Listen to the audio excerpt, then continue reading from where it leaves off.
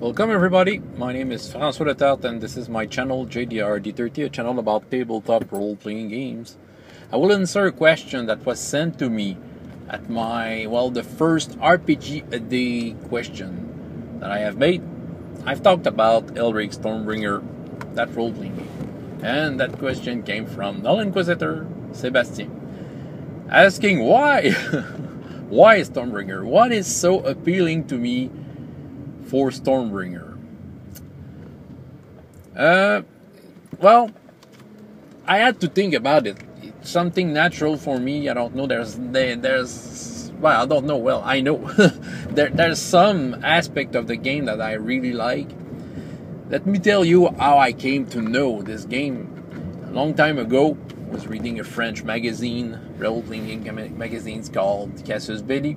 There were lots of ads for this game, Stormbringer, and the illustrations were very appealing. But not only the ads. In every issue of that magazine, there was one page dedicated to that role-playing game. It was some sort of a FAQ, frequently asked questions by players, sent to some expert in the role-playing game and the fiction around the Young Kingdoms and the Elric cycle. I was reading through that without knowing the role-playing games, and I found that it seemed fascinating.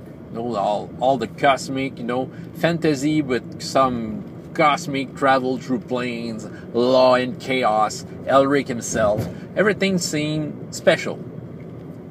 Not long after that, one of my friends bought, actually, Stormbringer 3rd edition. What makes him bought the game? It's because he was frustrated in Dungeons and Dragons. He was frustrated that if he wanted to play a magic user, he couldn't, use a sword. This was back then. After that it has changed, but it was back when 2nd edition was around. He was frustrated by that. He wanted to fight with a sword and cast spell at the same time, and Stormbringer really gave that possibility. Yeah, you can be a sorcerer with a sword and an armor, okay? You can be both at the time. And this was the buying point for him. I want to buy this game.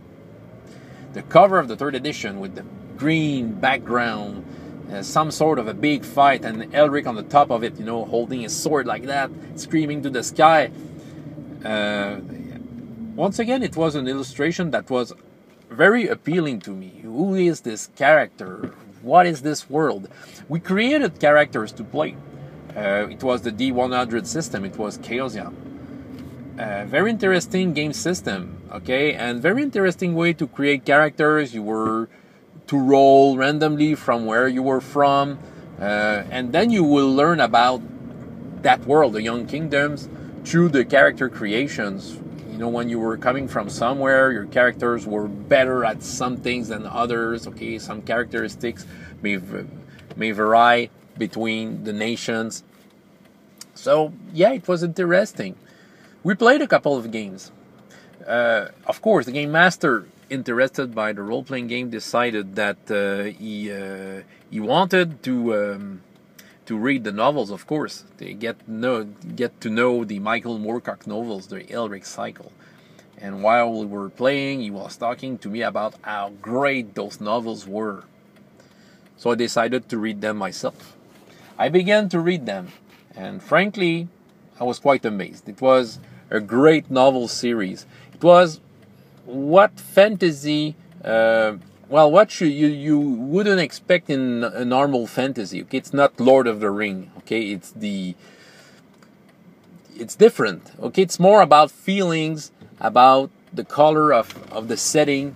Okay, it's more about what is going on at that place, but it don't go into any details. Okay, you just know enough to know what to do with it and how to behave in those places and those situations.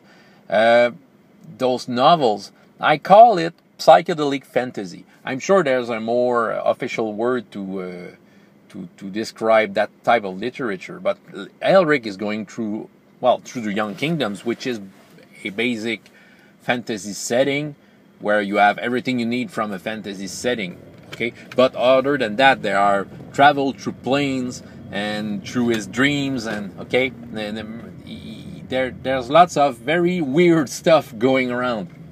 And on the top of that, the fight between the law and the chaos.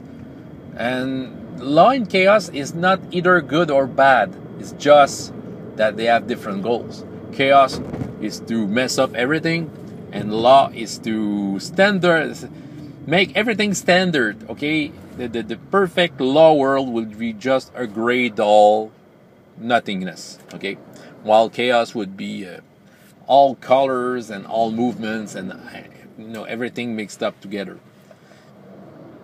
Elric himself, very interesting character. I'm talking to you about it if you don't know that character, but it's the perfect anti-hero, okay? Instead of being a hero who will rise to fame and maybe become a king, it's the other way around. He begins the saga. He's the emperor of the Empire of Melniboné. Melniboné was the empire that was, controlling all the young kingdoms for 10,000 years. But, since 500 years, all the nations have rebelled.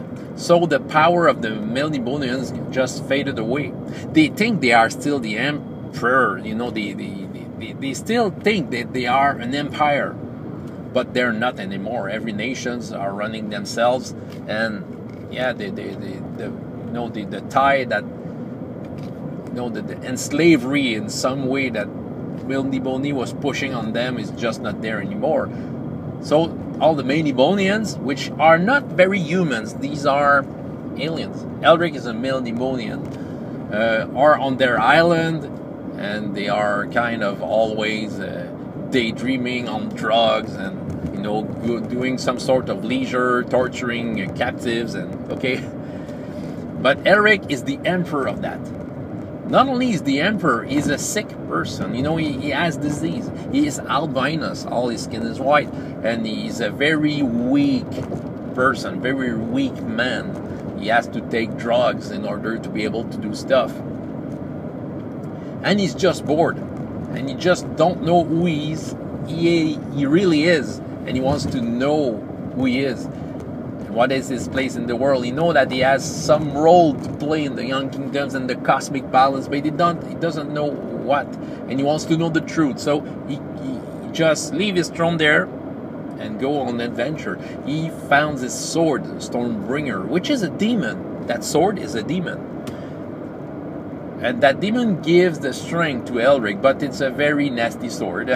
If it hits someone, it will suck his soul. Elric can beat by himself a whole army with Stormbringer in his hand. Stormbringer is kind of manipulating Elric into what the chaos, the allegiance wants. And Elric, throughout the cycle, tried to get rid of the sword, but he can't. The sword just gets back to him all the time. At the same time, he asked the aid of Elric, which is a deity, a chaos deity. And Elric comes to his aid, but with a very expensive price for Elric. That is a very dramatic saga. It's not about fighting monsters and getting treasures. It's about self-consciousness, knowing yourself, what's going to happen, and the world. Okay, how the world, how the cosmic wars is